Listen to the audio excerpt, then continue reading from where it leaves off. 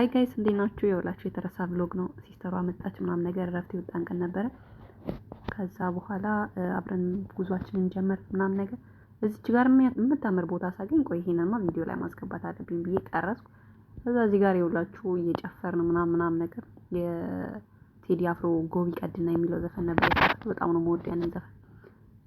ከዛ እዚህ ጋር እየጨፈርኩኝ ምናምን ነገር በቃ ካልተነሳሁ ስለ ቁጭ በይ መኪና ውስጥ ነው ያለሽ ምናምን ነገር አለችና ያዝቼ እሺ ያልኩኝ። እኔ እዚህ ጋር ደግሞ የጉራጌኛ ዘፈን ሲከፈት እኔ በተራይ ካልተነሳሁ ስትል ኧረ ሲስቱ እኔን አስቀምጠሽ እኔን አረጋግተሽ በቃ ተቀመጪ ምናምን ነገር አልኩኝና አስቀመጥኳት።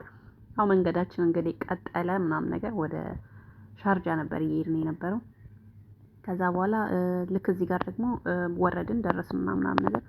ከዛ ፀሐይ እንዳትመስላችሁ ሲስተሯ ነው ያውላችሁ ነግቢ እኔ ብቻ ነኝ እንደሚቀረጸው ፀሐይ እየተቃጠልኩ ምናምን ብዬ ኬክ ቤት እየፈለግን ነበር። ያው በስተመጨረሻ ማገኘን ምናምን ነገር። ከዛ በኋላ ኧረ ኬክ ብቻማ ተይዞ አይኬድም ምናምን አለና እዚህ ጋር ግብዳ ኬክ ሳገኝ መቀረጽ ጀመርኩኝ ምናምን አብሬው። ከዛ አበባ ጨመርንበት።